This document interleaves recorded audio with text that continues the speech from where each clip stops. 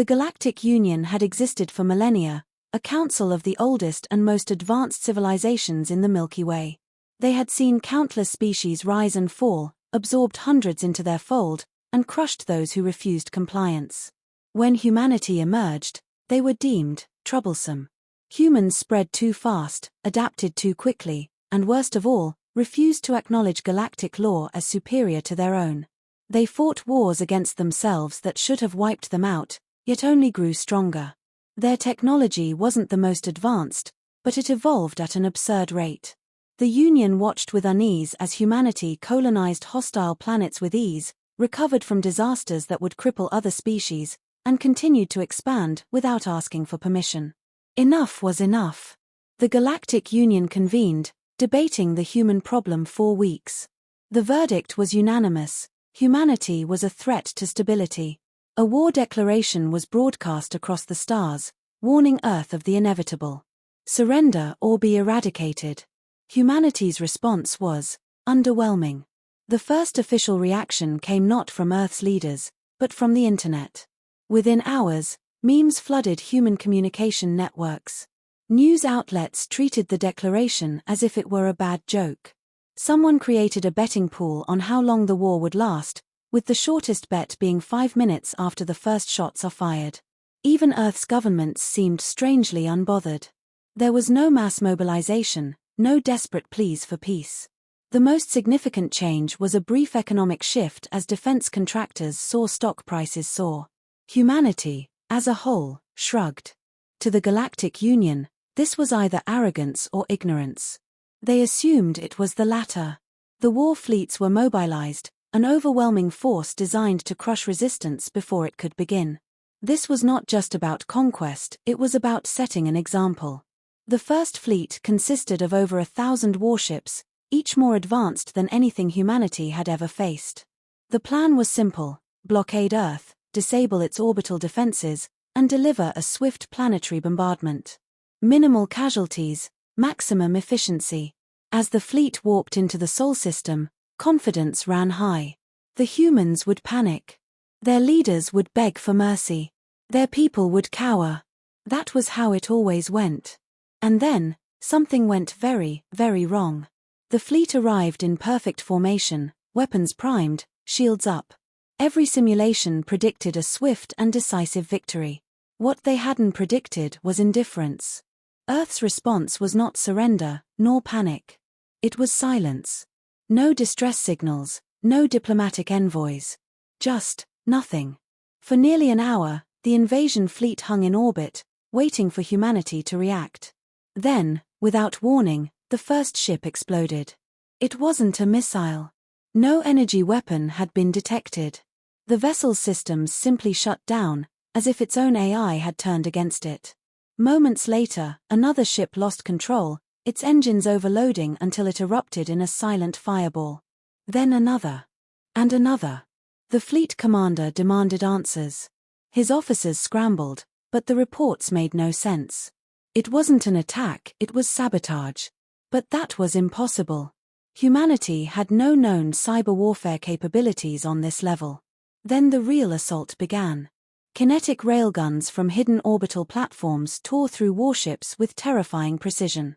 Swarms of automated drones, barely the size of a human fist, bypassed shields and embedded themselves in enemy hulls, disabling systems from the inside.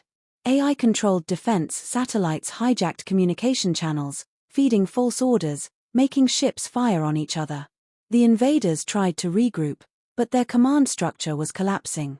Their tactics were outdated, designed for enemies that fought with honor and predictable strategy. Humans didn't fight like that. They adapted. They exploited. They cheated. One battleship, in a desperate attempt to retaliate, fired a planetary bombardment round at Earth's surface. It never landed. A space station, thought to be a civilian research hub, intercepted it with a well-placed missile barrage.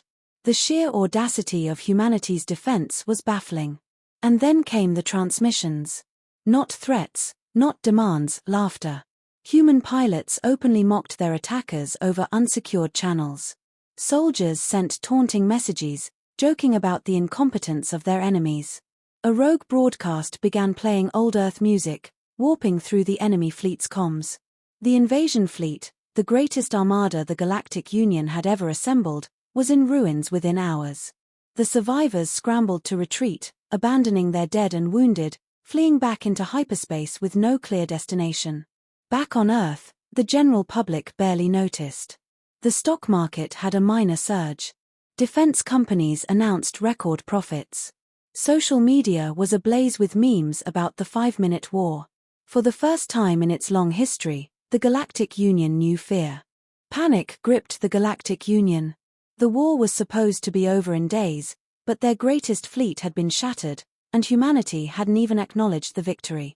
There were no demands, no ultimatums, just a steady stream of jokes and indifference. Desperation set in. A second fleet was assembled, larger, more advanced. This time, they took precautions: encrypted communications, decentralized command, countermeasures against cyber warfare.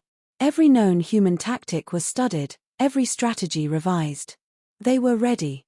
And yet, as the fleet prepared for another assault, reports trickled in of ships going dark before they even reached Sol. Supply lines were collapsing.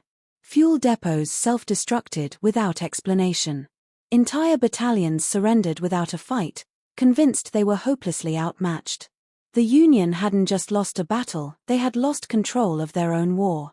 Behind the scenes, humanity wasn't deploying armies or fleets. They were waging a psychological war unlike anything the galaxy had seen. Their hackers infiltrated enemy networks, rewriting orders, sowing confusion. Soldiers fabricated false battle reports, making the Union believe their own fleets were compromised. Every intercepted transmission was twisted into something absurd, making the invaders question their own intelligence. Rumors spread faster than facts. Captains whispered about human soldiers who couldn't die, about ships that vanished in the void, about fleets wiped out by invisible weapons. None of it was true. None of it needed to be. The Galactic Union had fought wars for centuries, but they had never fought an enemy that weaponized fear itself. Even their allies began to waver. Trade routes were disrupted, economies destabilized. The Union's funding drained as member species questioned their leadership. Some worlds declared neutrality, unwilling to risk further losses. Others quietly reached out to humanity, seeking protection rather than conquest. The war had become unsustainable. The Galactic Union had every advantage: numbers, technology, experience, but none of it mattered. They had expected a battle of firepower and tactics. Instead, they had walked into something far worse. They had started a war with an enemy that wasn't even trying. And that terrified them more than anything else. The Galactic Union had no choice. Their fleets were in disarray, their economy was crumbling, and their people lived in fear of an enemy that had yet to acknowledge them as a serious threat. This wasn't a war. It was humiliation. A delegation was sent to Earth, prepared for the worst. They expected a list of demands: territory, resources, unconditional surrender. Instead, they were met with confusion. Humanity's leaders seemed almost surprised to see them. Oh, right. That war thing. You still care about that. There were no negotiations. No posturing. Just a simple agreement: stop attacking Earth, and Earth would stop ruining their lives. The Union signed the treaty without hesitation, desperate to end the nightmare. As the delegation departed, they realized something chilling: humanity had never mobilized for war. The planet-side population had barely been involved. The fleets that had decimated the Union's forces weren't even military, they were private corporations, security forces, and automated defense systems. Earth itself had never been at risk. The full might of humanity had never been unleashed. Word spread quickly. The Union was no longer feared. Humanity was. Other species began aligning with them, not out of loyalty, but survival. Governments that once scoffed at human unpredictability now saw it as an unmatched advantage. The balance of power in the galaxy shifted overnight. Humanity hadn't conquered the stars. They hadn't demanded control. They had simply shrugged off a war, and in doing so, made themselves the most feared force in the universe. The Galactic Union had declared war on humans. And humans never even bothered to fight back.